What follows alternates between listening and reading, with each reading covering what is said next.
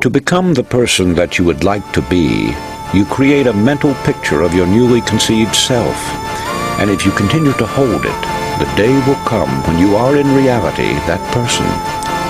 Shakespeare said, "Assume the virtue if you have it not."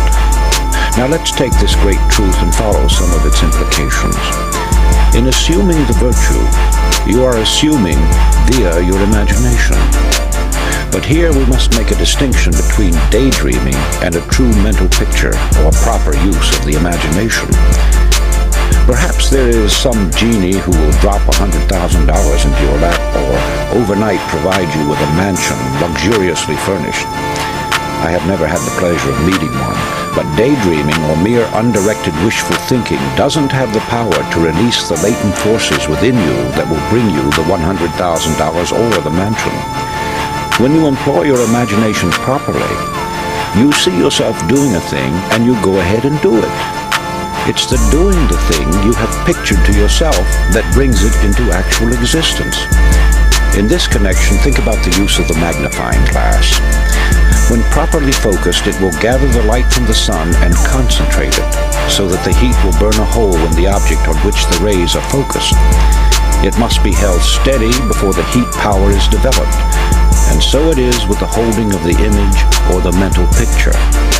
However, it is very difficult for the average person to concentrate for any length of time, to say nothing of holding on to a mental picture for any great period.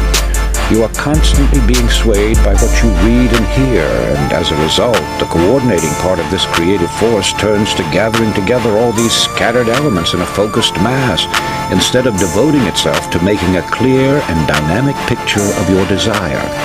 Often I have thought of this matter of desire and suggestion in connection with the planting of vegetable or flower seeds. Once the soil is prepared and the tiny seeds are placed in it, it only takes a short time until they begin to root and sprouts begin to appear.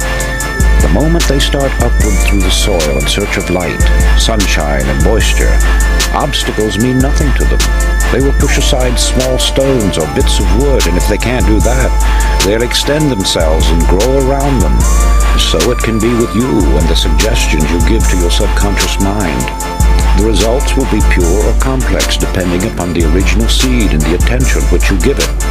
In other words, plant the right kind of seed and habitually feed it with strong affirmative thought, always directed toward the same end. It will grow into a mighty force, finding ways and means of overcoming all obstacles. In common with other great men, Thomas A. Edison obviously knew the value of the repeated suggestion and made use of it.